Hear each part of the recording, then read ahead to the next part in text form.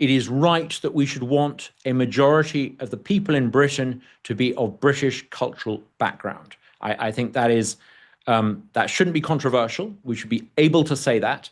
And if I'm not allowed to say that, then I think if people like me are demonized for saying that, then I think you will end up in a very, very dangerous place indeed. I would rather have less state power and less, Windrush Generation 2.0 of deporting people who, we're talking about liberty and individualism here. That's such an infringement on their right to just live a free and happy life. Bear in mind, about 50% of all social housing in London, social housing created by those who believed in Attlee's vision of a welfare state, about 50% of that housing is now occupied by foreign-born people.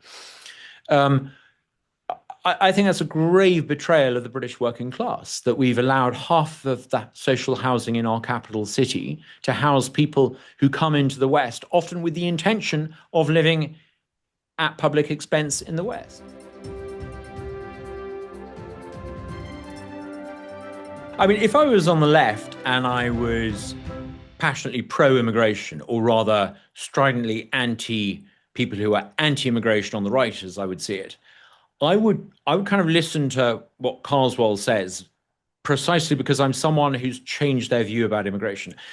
Back when I joined UKIP in 2014, 2015, I had a bit of a falling out with some in UKIP over the issue of immigration, because I tended to be what you might call more liberal on immigration than most people in UKIP. And I was prepared to argue that. In fact, I wrote an op-ed in the Times saying that Enoch Powell had been wrong. I was an optimist about immigration. I think I was misguided and mistaken, and I think I was wrong, and I think the people in UKIP who criticized me at the time for being wrong were correct. Why? I believed, for a start, I don't think there's ever a problem with too many people. I think having lots of people actually allows you, if you get everything else right, to create more wealth. I don't have much truck with the idea that, you should cap the number of people in a country. And, I think population growth is a good thing. And we're about to discover the hard way that a population decline is a very bad thing. But I've changed my mind about immigration, and I've become vehemently anti largely non-Western immigration into the West for a number of reasons.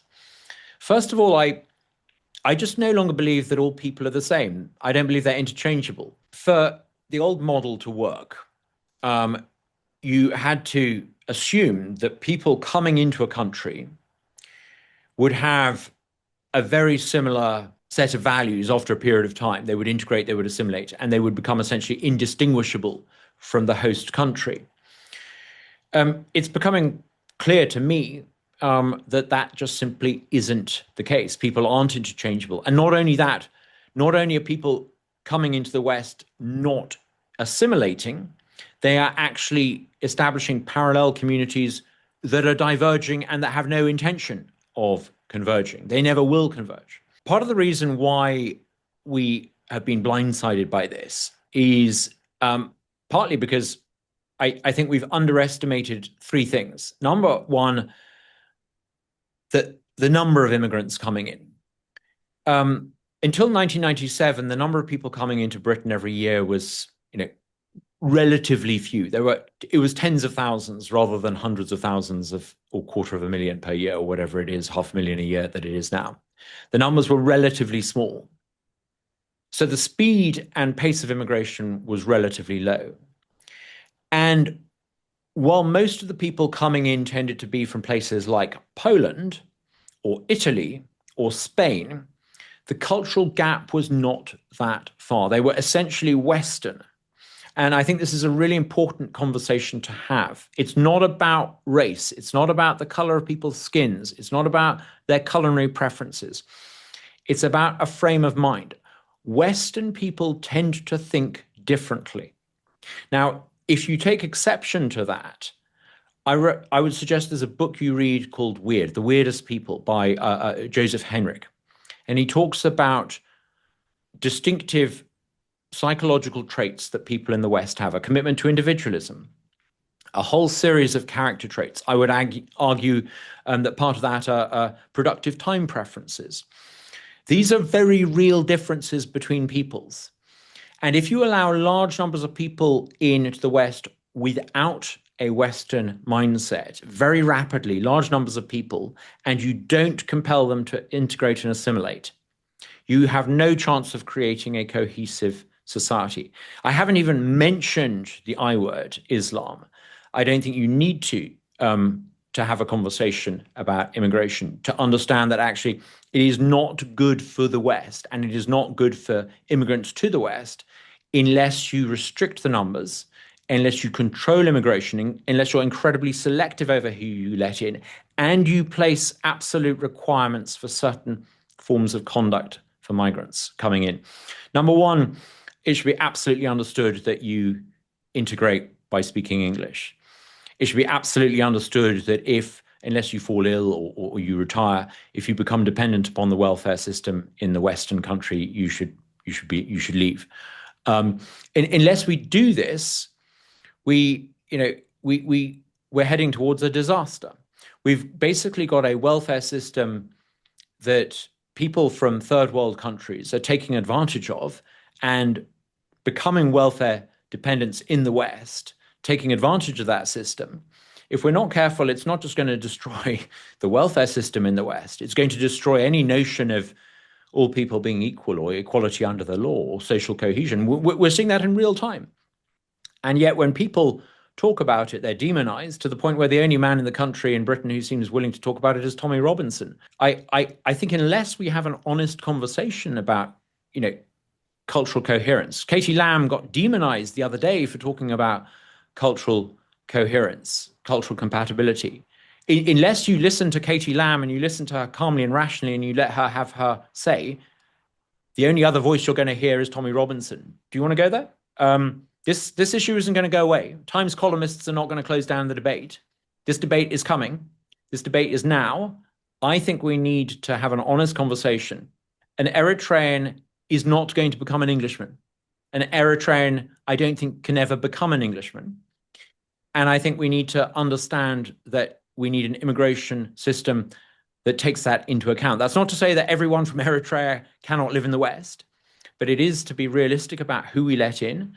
And it is to be realistic about the fact that in Britain, it is right that we should want a majority of the people in Britain to be of British cultural background. I think that shouldn't be controversial. We should be able to say that. And if I'm not allowed to say that, then I think if people like me are demonized for saying that, then I think you will end up in a very, very dangerous place indeed. Just before that I offer my insights on it, I just wanted to clear up. You're obviously warning against the likes of Tommy Robinson. Yeah. Yeah. I mean, I'm not a favor of street protests. There's never been a morally good mob in human history. It's an extraordinary position where on some of the big issues of the day, Tommy Robinson is making podcasts that have more moral authority than the utterance of every bishop of the Church of England on this issue in 5 or 10 years. There's been a complete lack of leadership, and the baton has been handed to someone that I don't think you want leading on this. Yes, that was basically the question answered there, because I think Tommy Robinson is a very unsavory individual who we don't want any sort of leadership from. That is where. But having said that, I'm not going to join in I'm not going to play the Times columnist game of I'm not going to sit here and denounce Tommy Robinson. I'm absolutely not going to do that, because then we all say, oh, he's bad. But no.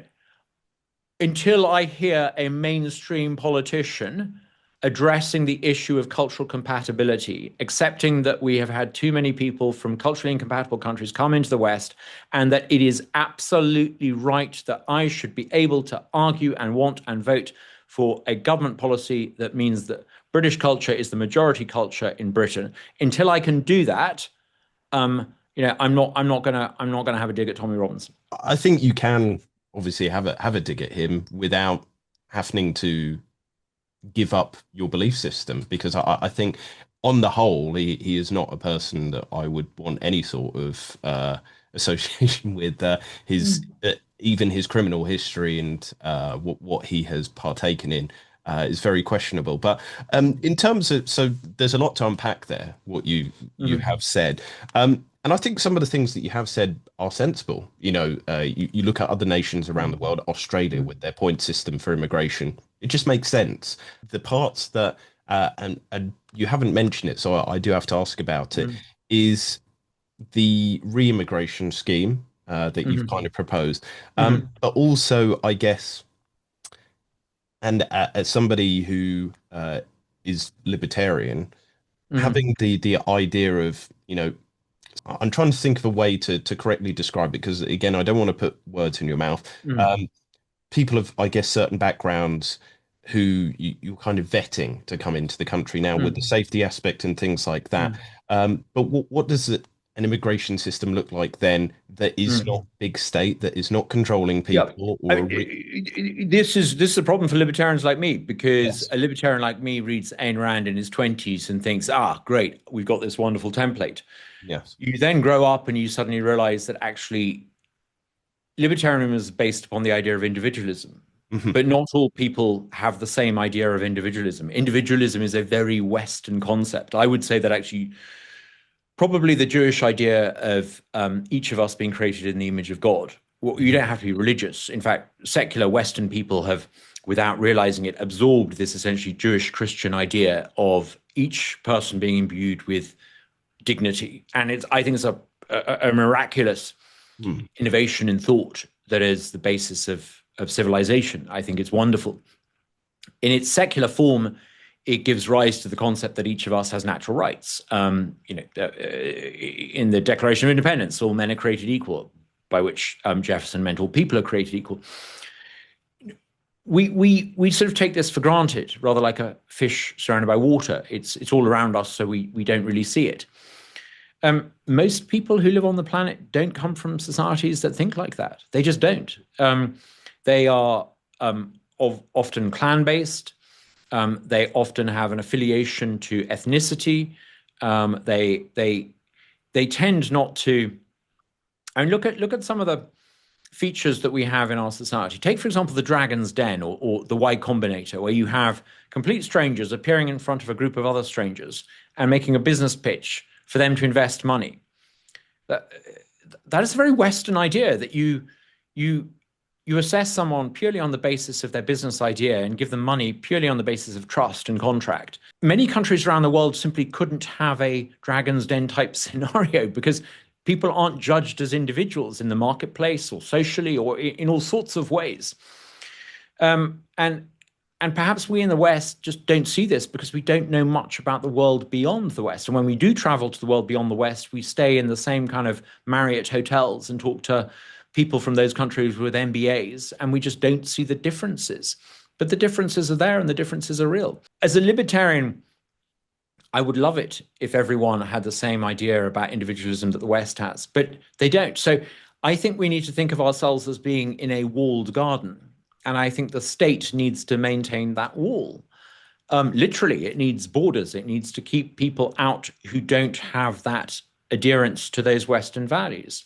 I came up with a quite detailed set of proposals for an incoming administration to implement. It was a series called Milestones. The Telegraph ran it.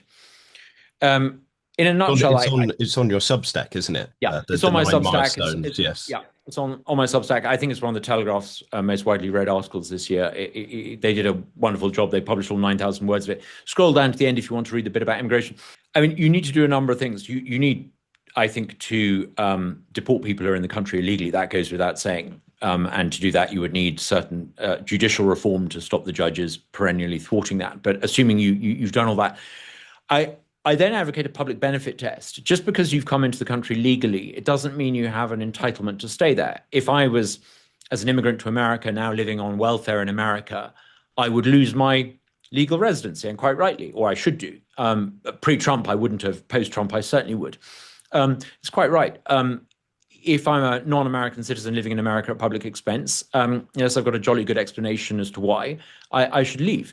And we need to apply that. So I recommend a public benefit test. Bear in mind, about 50% of all social housing in London social housing created by those who believed in Attlee's vision of a welfare state. About 50% of that housing is now occupied by foreign-born people. I think that's a grave betrayal of the British working class, that we've allowed half of that social housing in our capital city to house people who come into the West, often with the intention of living at public expense in the West. I think if you believe in championing the British working class, you would see that as wrong, and you would support the idea of a public benefit test. But the Labour Party that is supposedly in favour of defending that working class has actually, I think, betrayed them. And this is why I think the working class in Britain are shifting politically to alternatives. A public benefit test, I think, should be applied to people who are lawfully in the country but non-UK residents. I then think you need to very selectively apply tests that would allow you to remove citizenship from people, even if they've been born in the UK, who espouse ideas that are incompatible with being a citizen in the West. Now, I don't think you need to do this at scale. I think you need to do it selectively, but I think you need to do it. I think there are imams in mosques. I think there are Islamists born in the UK, maybe second, third generation. In terms of legal status, they're no different from you or me. But the British state needs, like it did in the Begum case, the ability to remove citizenship from someone and then remove them from the country.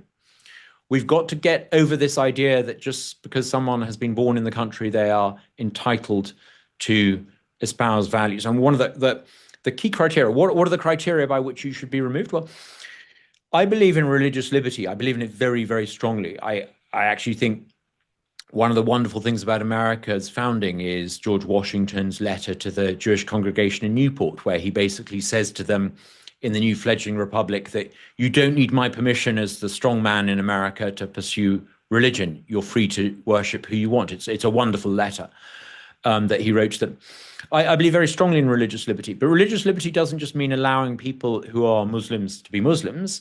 It means Muslims allowing Muslims who renounce their faith to renounce their faith and not come to any harm. We know that most, if not all, orthodox views of Islam teach that apostates, as they call them, should be killed. I think people who advocate for harm to apostates that should be one of the key criteria. If you are advocating for harm to apostates in Britain, I think that should be the basis for you to lose your citizenship and to be removed from the country. I think it will happen, incidentally. I can't help noticing that whenever there's a terror attack, we're told that it's a one-off, and yet it's another terror attack. Often the circumstances seem remarkably similar to previous terror attacks. I can't ever remember ever hearing the state seriously investigating what mosques the perpetrator went to, what imam they listened to. We're going to have these conversations. There's a lot to unpack there, Douglas, but for me, the libertarian alarm bells are ringing because it seems to me, again, you might have mapped this out, but cultural incompatibility, which you're explaining about, seems a very loose term. And it also seems to hand the government, which we've discussed that extensively, big government is a terrible thing. It's basically allowing big government to decide whether you are a desirable citizen or not if you agree with so-called cultural compatibility. But this is what I mean by cultural incompatibility. My model of a free society in which people are autonomous is incompatible with Islamism. You cannot. This is the tragedy of it. You cannot. I read Ayn Rand at the same time that I was reading Syed Qutb, one of the founding fathers of the Muslim Brotherhood's book Milestones. The two systems are incompatible, and you will have to have a Hobbesian state step in there. Ultimately, if you have more Manchester Arena type scenarios, people will demand a Hobbesian state response. And as a libertarian, I don't like that. But it's, Hobbes came before Locke for a reason.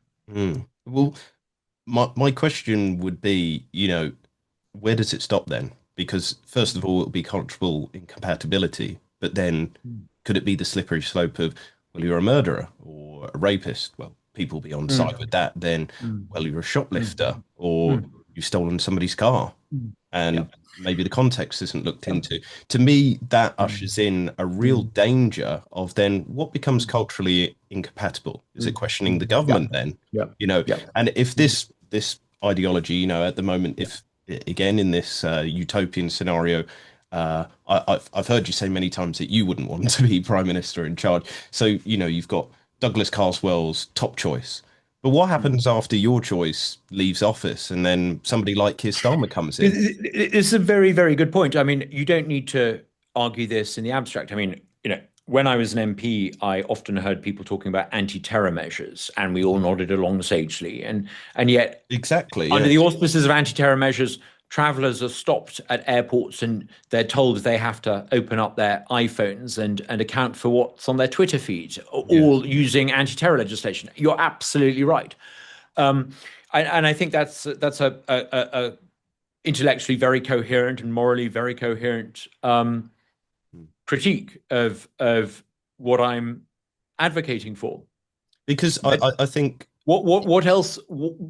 How many more atrocities mm, will it take before the state recognizes that it needs to act? I mean, it's there will be action because the social fragmentation and the terror threat will eventually trigger the demand for action. The security approach put forward by the British administrative state since Charles Farr has been pretty disastrous. It's not really got to the root of the problem.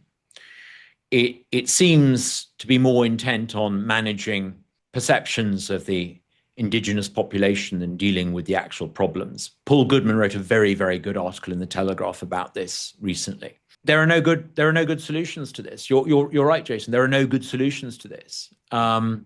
But we will, I think, end up sooner rather than later in a situation in which the state needs to remove many of the 40,000 people in Britain who are Islamists on the terror watch list.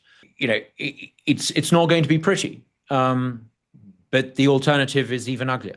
I've made it clear that I would not agree with that sort of route. I think calls for controls of immigration are certainly allowed, and I do think within reason the right to be able to deport people is also perfectly acceptable. And again, I think it's a lot of people kind of see this as a question of racism or things like that, but the reality is if somebody has entered the country, they're not Mm, keeping to the same laws.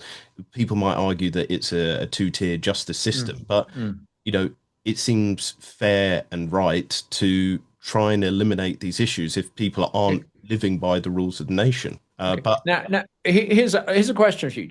mhm, Imagine your Home Secretary. The security intelligence services come to you and they say, 10 years ago, there were 20,000 Islamists on the terror watch list. mhm, Now there are 40,000 on the terror watch list. Next year, or in 5 years' time, we expect there'll be 50,000 on the terror watch list. We're not going to stop all of them getting through. There's going to come a time when there are just too many for us to track them. In other words, the problem is getting worse. yes.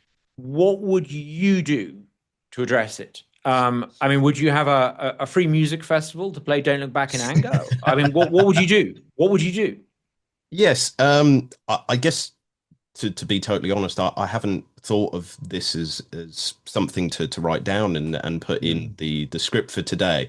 But if you're asking me just off the cuff, and I hope this is not, a wishy-washy kind of answer, but mhm, I think quite often with these sorts of issues, we have to explore why these people are acting as such and then put them in some sort of system where you deprogram that sort of mhm, ideology. Um, mhm. and if then, I guess, a logical kind of response to that would be if they still do not wish to comply with, you know, um, the laws of the land, that they still Mhm. showcase those radical attitudes, Mhm. then maybe, jail time or things like that or deportation. But I You're think, starting to sound like Douglas Carswell. yes, but you know, the the extent of I'm imagining a kind of Minority Report style, and I hope I'm wrong with this, but a Minority Report style proactive arresting of individuals we have seen throughout history. And I always urge on the side of, I would rather have less state power and less, Windrush Generation 2.0 of deporting people who, you know, we're talking about liberty and individualism here. Mm. That's such an infringement on their right to just live a free and happy life. Now, yeah, it would be absurd of me to say, allow individuals who share those contemptible and evil attitudes to kind of exist within this country without question. But I think the proactive idea of mass re-immigration, it just seems, we can't manage so many systems that we have within this country. How would we be able to assure that the right people are Yeah, totally, sent totally. away? Totally. I mean, the dysfunction of the British state is such that I doubt they would, when I draft these bills saying that this is what they need to do, I do so knowing that they're so dysfunctional. The idea of them doing so, executing it competently, are very slender indeed. But Mm. I agree with all of that. I do think, though, that you know, you said we need to understand why they think. Yes. I made an effort to do this about 20 years ago when I read. I was in the House of Commons and I asked the House of Commons Library to get me a copy of a Islamist manifesto by Said Qutb, and it raised a few eyebrows, but they got a copy for me, and I read it. And I mean, I think a lot of people should read it. It's an explanation as to why the world is as it is, in a sort of Muslim version almost of liberation theology. It explains the world in a way that comforts adherence to Islamist ideology, and it sets out a roadmap. So I don't think there's any real mystery as to why Islamists Yes. think they Yeah. are. It's the influence of people like Qutb. Now, the idea that we can sort of sit people down and say, now look here, I want you to become thoroughly British and eat cucumber sandwiches and be a good old chap, or else I'm going to deport you. I mean, isn't that what Prevent has been trying to do? Charles Farr's program has been trying to do for 15 years. I'm not sure that Prevent is really effective. Maybe rather than Prevent, we need a program called Preempt. And that should say that, if you do subscribe to these following beliefs, such as harm to apostates, we can preemptively remove you. I mean, I'm very au fait with the writings as well. For my MA, I researched a lot on, ISIS, Al Qaeda, these sorts of organizations. Mhm. But I think, the reality is that there is a growing threat. We can't overlook that. Mhm. But I think a bigger threat is almost allowing our freedoms to be curtailed. And I know it's an old phraseology, but that's when the terrorists win, is that we allow authoritarianism to reign because of a potential threat. Now, I don't want to diminish the threat, or those incidents when they happen are unforgivable. They're awful. But it just seems for me, and again, this might be another, agree to disagree, but I don't think it's worth the potential price of loss of freedom, the potential price of disrupting an innocent person's life to potentially have as your preempt program would be. I think first of all we have mechanisms in place that I think I remember talking to Bim Afellamy, the Conservative MP, and he once explained to me something, and he changed my mind on this. He said quite often people want radical new legislation brought in place, when actually the reality is that we do have a lot of the legislation in place to bring about a lot of the good outcomes. It's just not enforced properly. And so we should ask the relevant authorities. And you've asked questions there about the Prevent. but also, maybe in the future, if we do wrestle control of, boat crossings and immigration and things like that, Mm-hmm. then it would probably be proper to ask questions then. But we should have a robust system in place to be able to sort that out. And I Yeah. think before we start introducing radical measures, maybe we should try and improve the legislation that we have at the moment. I think you're probably right. I mean, I think there are large swathes of the British state that are incompetent and dysfunctional and just simply can't do Underutilized it. as well, Yeah, yeah, yeah, yeah. Um, It's interesting how people like me who've been in politics or around politics for a long time often think that if you have problem A, the solution is to pass law B to yeah. tackle problem A. You have these debates, and I have to say I find them rather fatuous. Should we ban the burqa? Should we? You know, the reason why people want to ban the burqa is not because they object to a particular piece of clothing. It's because there's an underlying problem. So why don't we talk about the underlying problem and not pass a whole series of laws, imagining that banning things is going to make the world a better place? Mm. I completely get that. And having an administrative state that is dysfunctional means you can pass all the laws you want. They will have all the all the potency of Soviet tractor production targets. You can pass laws declaring whatever. If you don't have a home office that can keep track of people coming in and out, it becomes pointless. So yeah, I think what you say is right. I think simply passing laws is not good enough. Well, what I'd also bring it to is a point that you said earlier, and I'd expand on it as well. Milton Friedman's kind of ideology about permanence of short-term government plans. So if you introduced re-immigration, what would happen when, or what would the target be? Where would it stop? It would become one of those things. And again, to reiterate the slippery slope, would it expand beyond just who you've identified as problemed individuals? Yeah. Where would and with a lot of the government schemes, it would self-justify, wouldn't it? It would go, well, we've done a really good job with this, and we've sent all these people back. We've been successful with that. We now need to target somebody else. So, I guess putting a final point to this, and maybe putting a final point to our first podcast together is, I disagree with that idea. Arguing it from a libertarian standpoint, that there's other issues with it as well. But I think just even on that point, I don't think we should tread in those waters. I think your criticism is a very good one. I mean, the libertarian in me does not agree with what the Western realist in me says. Absolutely, but that's why I think mass immigration and the free society I want are not compatible. Precisely because you end up having to make a choice. You either build a wall around the garden and it ceases to be a free garden, or the garden gets destroyed. Yeah, well, I think people mostly would argue that putting a wall round, having a robust system to stop, I don't know, garden thieves from entering the garden, plucking the leaves and whatnot, is a purely sensible idea. But it's kind of going in to the garden, almost self-destructing it itself. That's what I would be worried of. You've got the most beautiful garden, and with too much government power, I think we've taken the gardening metaphor too far. But I take your point. I take your point. Yes. But I guess that is the end of our first discussion. And I would like to invite people to subscribe to the channel.